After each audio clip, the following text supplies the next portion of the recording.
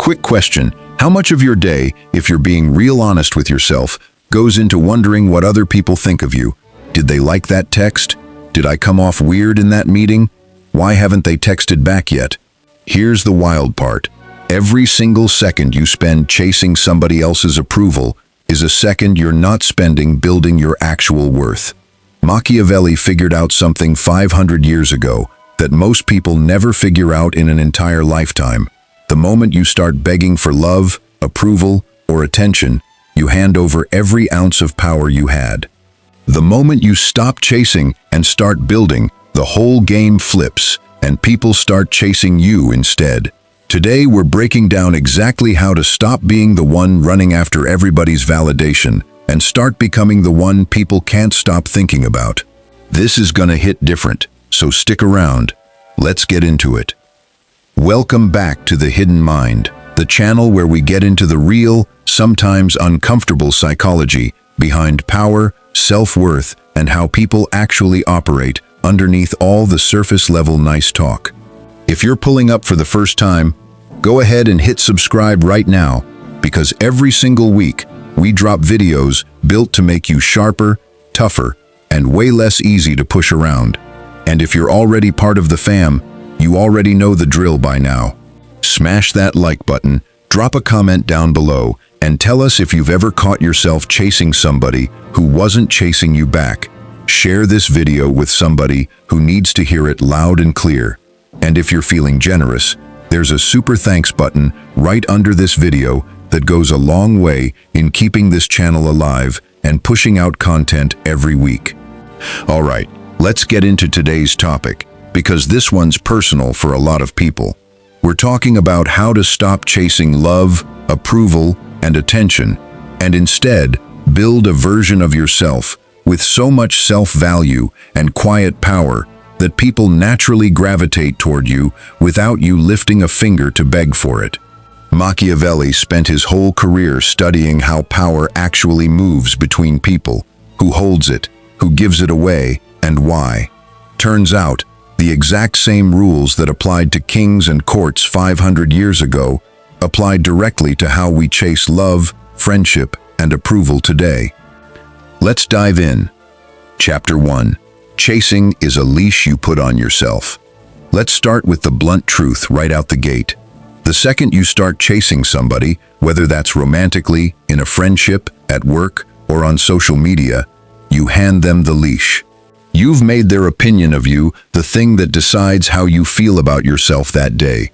And that's an incredibly dangerous position to put yourself in. Because now your mood, your confidence, your entire sense of self-worth is riding on decisions that somebody else is making. Decisions you have zero actual control over.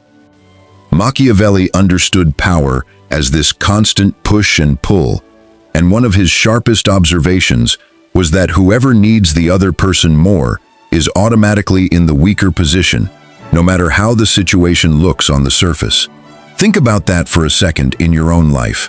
When you're constantly checking your phone waiting for a reply, when you're rehearsing what to say to make somebody like you more, when you're bending your entire personality to fit what you think somebody wants from you, you are, whether you realize it or not, in the weaker position in that dynamic.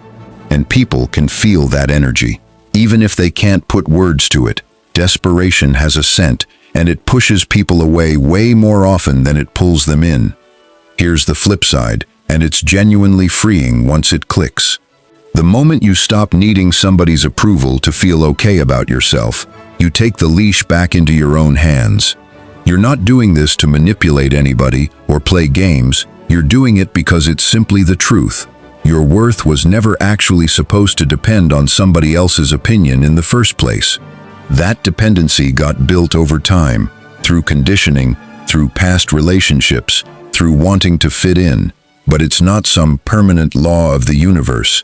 It's a habit, and habits can absolutely be broken with the right kind of consistent practice. Chapter 2. Your value is built, not voted on. Here's something that trips a lot of people up without them even realizing it. They treat their own self-worth like it's a popularity contest, like it's something other people get to vote on through their attention, their likes, their texts back, their compliments. But real, lasting self-value doesn't work like that at all. It's not a vote. It's something you build, brick by brick, through your own actions, your own growth, your own standards, completely independent of whether anybody else notices or approves.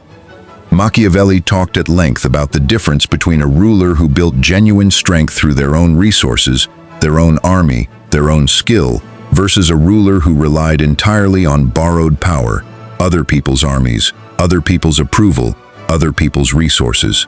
The ruler with borrowed power was always in a shakier position, because the second that outside support got pulled away, they had nothing left standing on their own. That's exactly what happens when your self-worth is entirely borrowed from other people's opinions of you. The second those opinions shift, and they will shift, people are fickle, moods change, relationships end, you're left with nothing solid underneath you. Building genuine self-value looks like this instead. It's tracking your own wins, even the small ones nobody else notices. It's setting your own personal standards for how you show up in the world, and actually holding yourself to them, regardless of whether anybody's watching or clapping. It's developing real skills and real competence in areas that matter to you, not for the external validation, but because building competence is one of the most reliable, durable sources of self-respect that exists. When your value comes from inside, built through your own actions and your own standards, nobody can take it away from you with a bad text, a cold shoulder, or a missed invitation.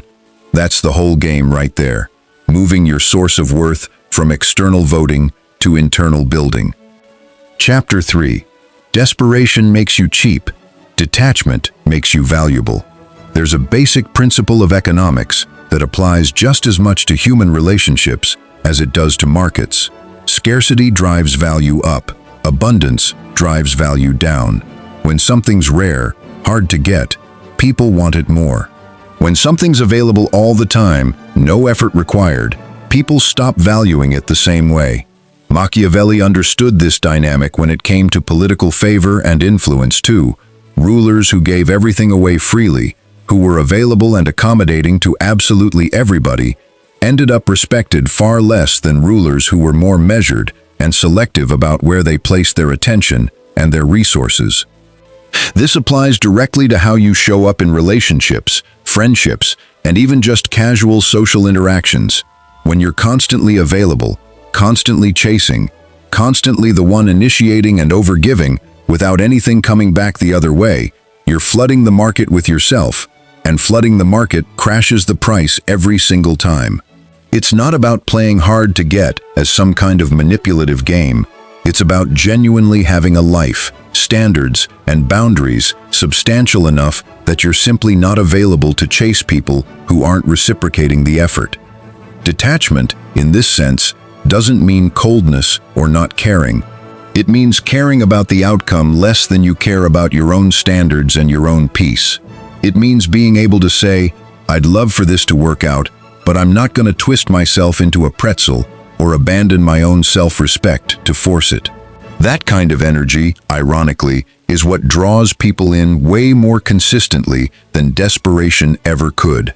People can sense when you're whole, with or without them, and that wholeness is magnetic in a way that neediness simply never manages to be, no matter how hard somebody tries to fake it. Chapter 4. Stop performing for an audience that hasn't earned a seat.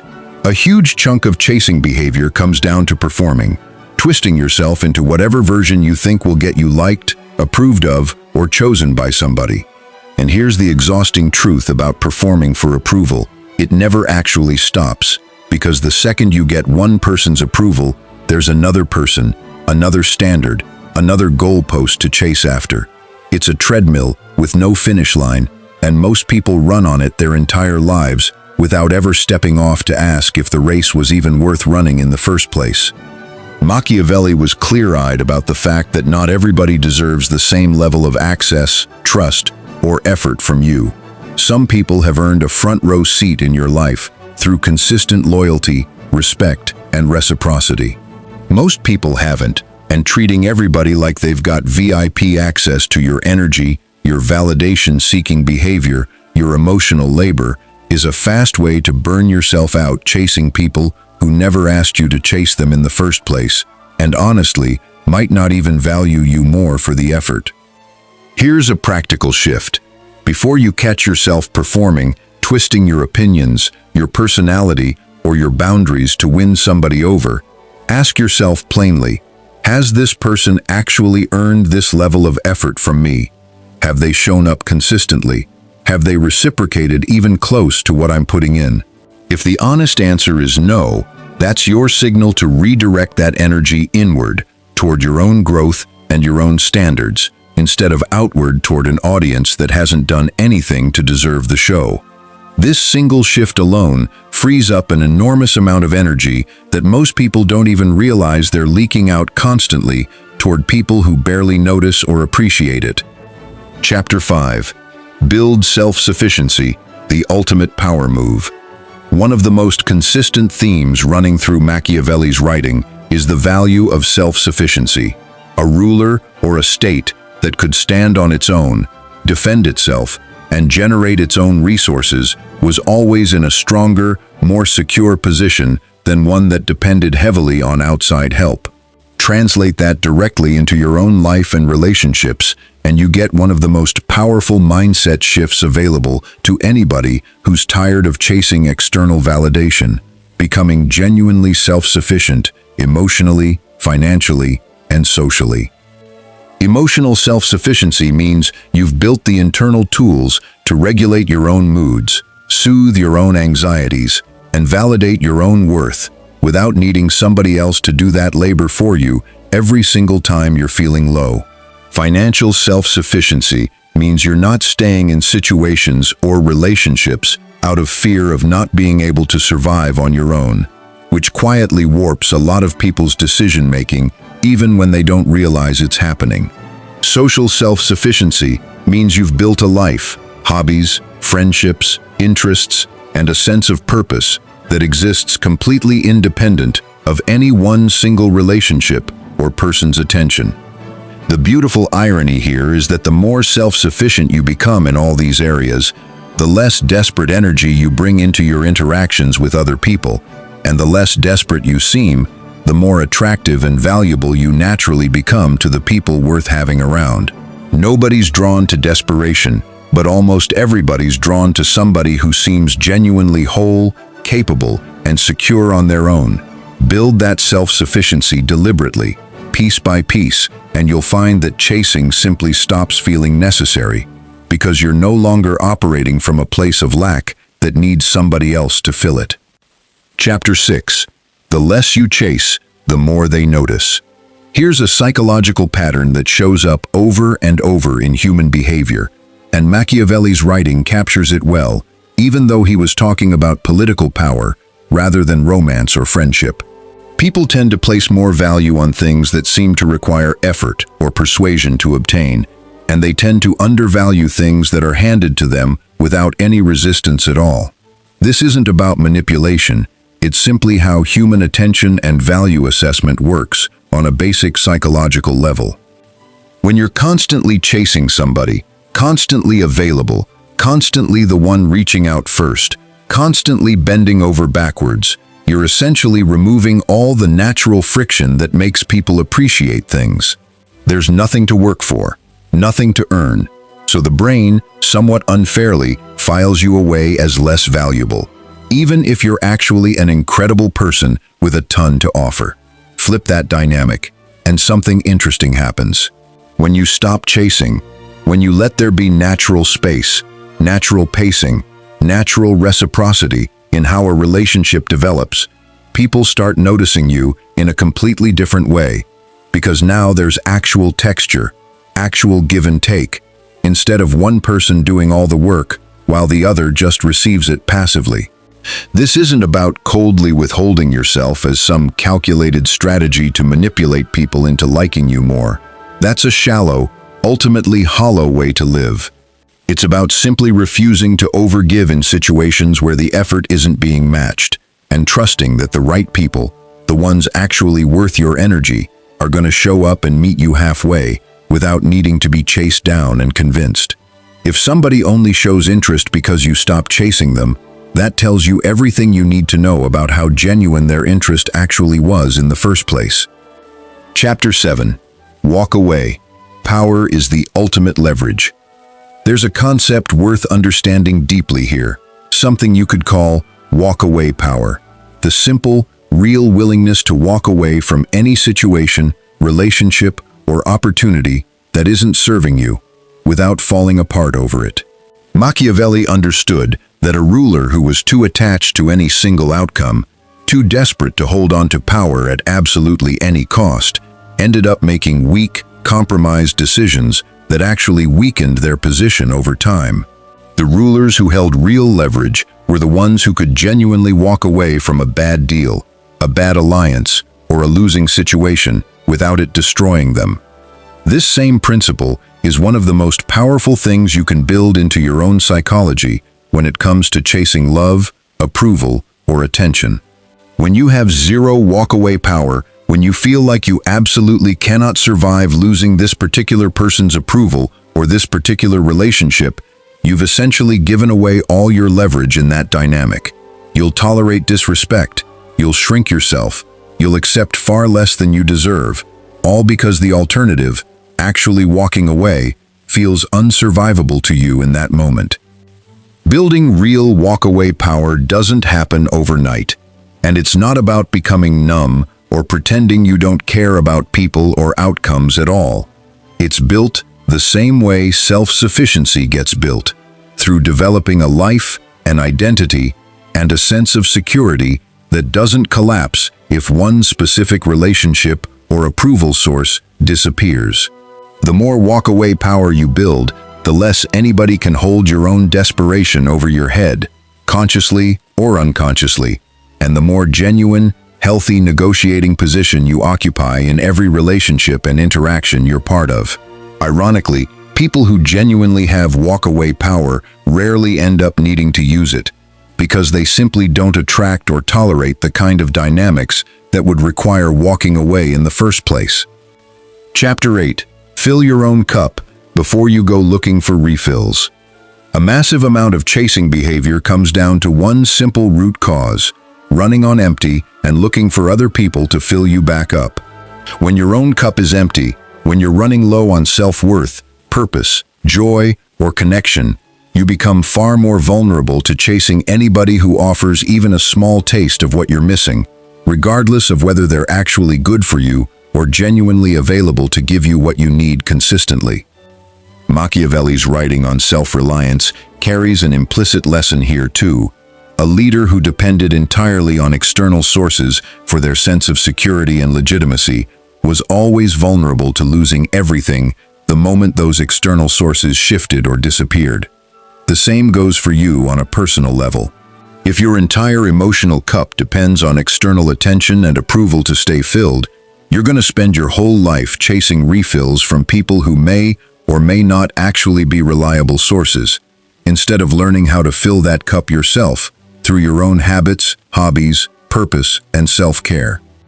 Filling your own cup looks different for everybody, but it usually involves things like building a consistent routine that includes joy and rest, not just obligation and hustle. It involves pursuing interests and hobbies purely because they light you up, not because they're impressive to anybody else. It involves developing a genuine relationship with yourself, spending time alone without treating it as some kind of punishment or empty waiting room until the next person shows up. The stronger and more consistently full your own cup is, the less desperate energy you bring into every interaction, and the more you show up as someone offering from abundance rather than begging from lack. People feel that difference immediately, even if they couldn't explain exactly why they're drawn to it. Chapter 9. Recognize the attention-seeking loop and break it. Chasing love, approval, and attention often runs on a loop most people never consciously notice. A craving shows up, you act on it by seeking external validation, you get a small temporary hit of relief or excitement when it works, and then the craving comes right back not long after, usually stronger than before. This loop operates almost exactly like addiction, because on a brain chemistry level, it basically is the same reward pathways light up whether you're checking for a notification, waiting on a text back, or fishing for a compliment. Breaking this loop starts with simply noticing it in real time, without judgment, just awareness. Catch yourself the next time you're refreshing your phone for the 10th time, or rehearsing a message designed to get a specific reaction out of somebody, or fishing for reassurance in a conversation. Just notice it. That awareness alone starts to weaken the loop's grip, because a huge part of what keeps these patterns running is that they operate completely on autopilot, below conscious awareness, and awareness is the first real crack in the autopilot mode. From there, the move is to consciously interrupt the loop with a different action entirely. Instead of chasing the external hit, redirect that same energy towards something that builds you up internally instead. A workout, a creative project, a walk. Literally anything that gives you a sense of accomplishment or presence that doesn't depend on somebody else's response. Over time, with enough repetition, you actually rewire which pathways your brain defaults to when that craving for attention or approval shows up. It doesn't disappear completely. Humans are wired for connection, and that's not a flaw, but it stops running the show, and you get your hand back on the wheel instead of getting dragged around by a craving loop you never consciously agreed to. Chapter 10. Competence is the quietest, strongest form of self-respect. If you're looking for the single most reliable source of genuine self-worth that doesn't depend on anybody else's opinion, it's competence. Building real skill, real capability, real mastery in something, anything, whether that's your career, a physical skill, a creative pursuit, or just becoming genuinely good at managing your own life and responsibilities. Machiavelli respected competence above almost everything else in the rulers and leaders he studied, because competence produces results independent of luck, independent of popularity, and independent of anybody else's approval. There's something deeply stabilizing about knowing you're actually good at something, knowing you can rely on your own skills to produce results, solve problems, and handle whatever life throws at you. That kind of self-respect doesn't evaporate the second somebody doesn't text you back or doesn't compliment you at a party. It's built on solid ground, proven through actual demonstrated ability, not through hoping other people notice and validate you enough to feel okay about yourself for the day. Building competence takes time and consistent effort. There's no shortcut here, but that's actually part of what makes it such a durable source of self-worth. Unlike external approval, which can be granted or withheld on a whim, competence is earned incrementally and stays with you. Pick something, anything that genuinely interests you, and commit to getting real, demonstrably better at it over time. Watch how your relationship with chasing external validation naturally shifts as your internal sense of capability grows. The more competent and capable you become across different areas of your life, the less power any single person's approval or attention holds over your sense of self, because you've built a foundation solid enough that it simply doesn't need constant outside reinforcement to stay standing. Chapter 11. Set the terms instead of begging for scraps. There's a subtle but massive shift that happens once you stop chasing, and it's this. You move from begging for scraps of whatever attention or affection somebody's willing to hand you, to actually setting terms for what kind of energy, respect, and reciprocity you're willing to accept in your life. Machiavelli's entire approach to power involved understanding that you have far more control over outcomes than most people assume, if you're willing to actually claim that control instead of passively hoping things work out in your favor. Setting terms doesn't mean being rigid, controlling, or unreasonable with people. It means having clear standards for what you will and won't accept, and actually holding those standards even when it's uncomfortable, or when you're scared it might mean losing somebody's attention altogether. It means recognizing that you get to decide what level of effort, respect, and consistency is required to earn deeper access to your time, your trust, and your emotional investment, instead of just accepting whatever level of effort somebody's willing to offer and hoping it eventually improves on its own. This shift requires a real mindset change for a lot of people, especially anybody who's spent years operating from a scarcity mindset around love and attention, believing that any attention is better than no attention, and that setting terms or boundaries risks scaring people away entirely. But here's the truth. People who are actually worth having in your life respect terms and boundaries. They don't run from them. It's usually the people who were only ever interested in easy access and minimal effort who disappear once you start setting terms. And honestly, that's valuable information, because it tells you exactly who was worth chasing in the first place, and it usually wasn't them. Chapter 12. Stop outsourcing your identity to other people's opinions. A lot of chasing behavior traces back to a deeper issue: outsourcing your entire sense of identity to how other people perceive you. When you don't have a solid, internally defined sense of who you are, your values, your standards, your interests, independent of outside validation, you become incredibly vulnerable to shape-shifting based on whoever's opinion you're currently trying to win. Machiavelli's writing on identity and reputation makes clear that a ruler who let outside perception completely dictate their every move without any internal compass guiding them ended up unpredictable, weak, and easy to manipulate by anybody who understood how to play to that insecurity. Building an internally defined identity means doing the work of actually figuring out your own values, your own interests, your own standards for how you want to move through the world, completely separate from what would make you more likable or approved of by any particular audience. It means getting comfortable with the fact that some people simply won't like you, won't approve of your choices, won't validate your path, and that's genuinely okay, because their approval was never actually the foundation your identity was supposed to be built on in the first place. This is deep, ongoing work, not a one-time fix, but it's some of the most valuable work you'll ever do for yourself.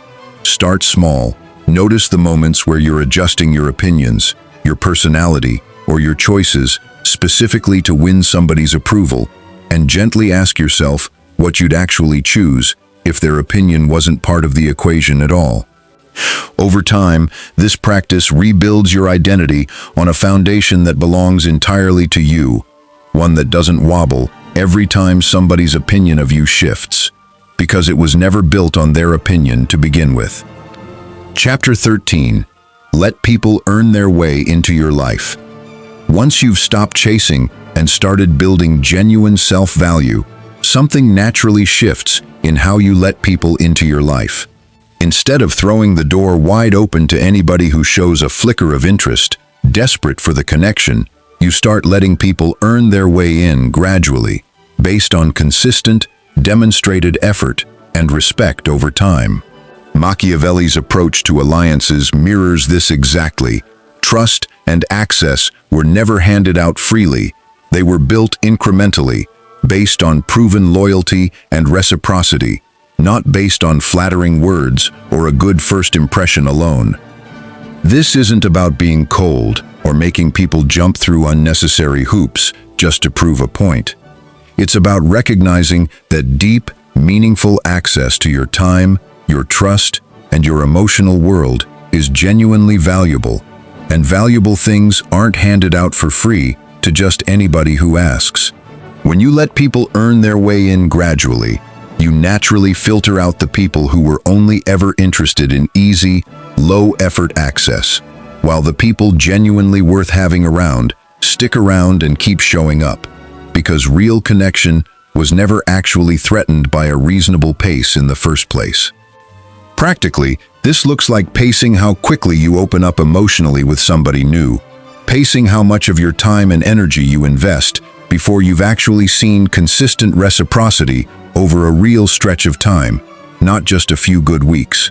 It looks like paying closer attention to actions and consistency than to charm and big talk early on. This single shift protects you from an enormous amount of the chasing and heartbreak that comes from investing everything into somebody within the first few interactions, only to find out later that their effort was never going to match yours consistently over time. Chapter 14. Become so valuable they can't help but notice. Here's the flip side of everything we've talked about today. Once you stop pouring all your energy into chasing external approval, you free up a massive amount of that same energy to pour into becoming genuinely valuable instead. Valuable to yourself first, and as a natural side effect, valuable to the people around you too.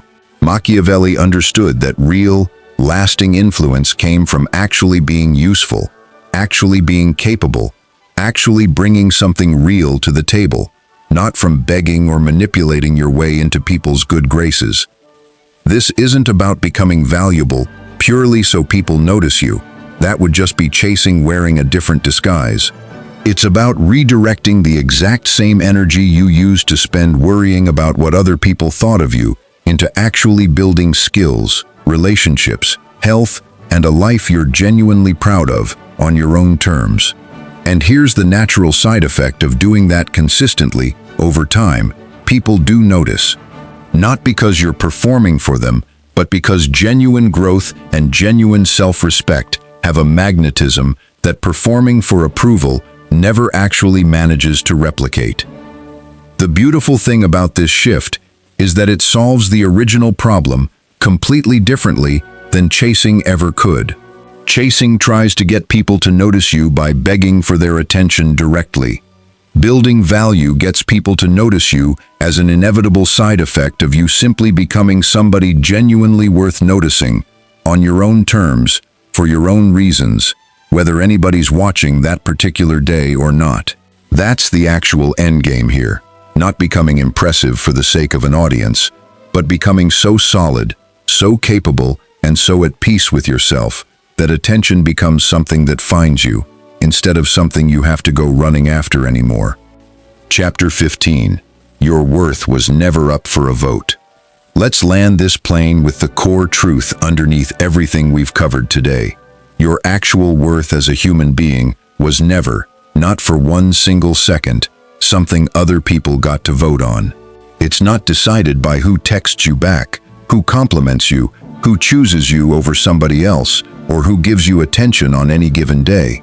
That truth doesn't change based on how many people seem to validate it or fail to validate it.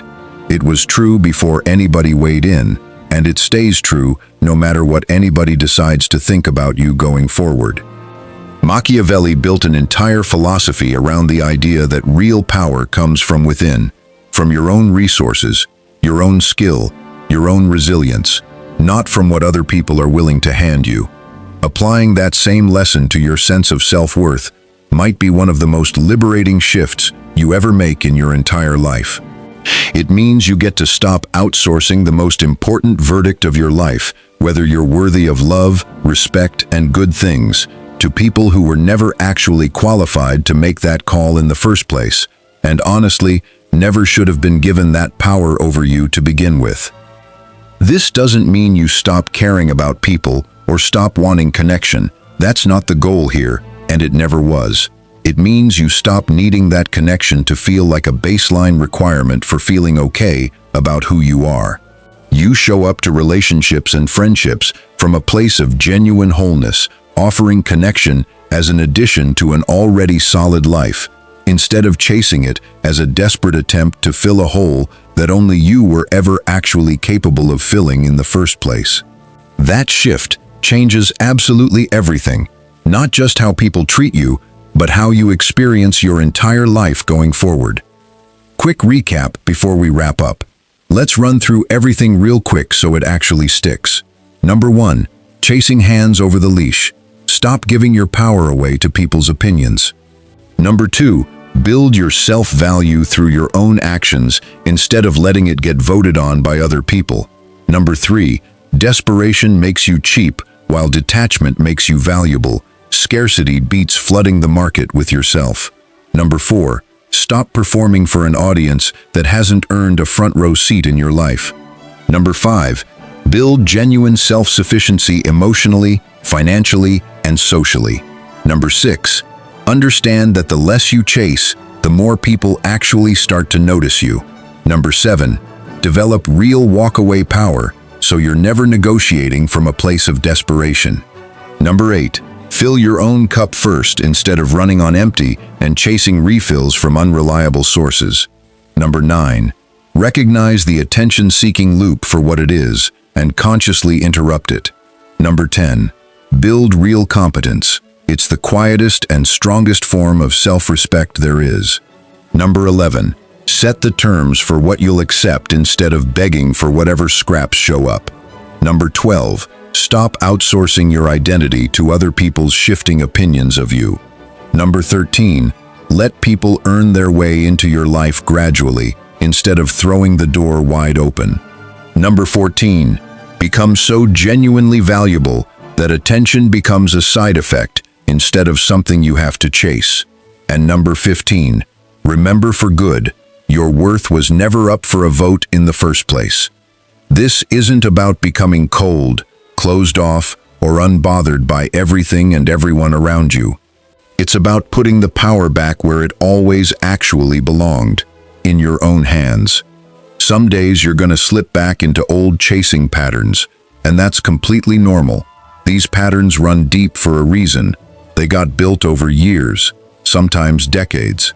What matters is catching yourself a little faster each time, redirecting that energy back inward a little more consistently, and trusting that the version of you who stops chasing and starts building is going to end up with something far more solid, far more real, and far more satisfying than any amount of chased approval could have ever delivered anyway. And that's a wrap on today's breakdown of how to stop chasing love, approval, and attention, and start building real self-value and power from the inside out, straight from the mind of Niccolo Machiavelli. If any part of this hit close to home for you today, that's not a coincidence. That's basically everybody at some point in their life, and recognizing it is honestly the first real step toward changing it for good. If this video actually resonated with you, go ahead and smash that like button right now. It genuinely helps push this message out to more people who need to hear it. Drop a comment down below and let me know which one of these 15 points hit you the hardest today. I read every single comment, and I love seeing your perspective on this stuff. Share this video with somebody in your life who's stuck chasing somebody or something that isn't chasing them back. Sometimes people just need the right reminder at the right moment. And if you're not subscribed yet to The Hidden Mind, go ahead and fix that right now. Hit subscribe and turn on notifications, because we're dropping fresh videos every single week, built to sharpen your mind and build up your self-respect from the ground up. If you want to support the channel directly, there's a super thanks button sitting right below this video, and every bit of that support genuinely keeps this whole thing running strong. Until next time, stop chasing, start building, and remember, your worth was never anybody else's to decide in the first place. This has been The Hidden Mind, and I'll catch you in the next one.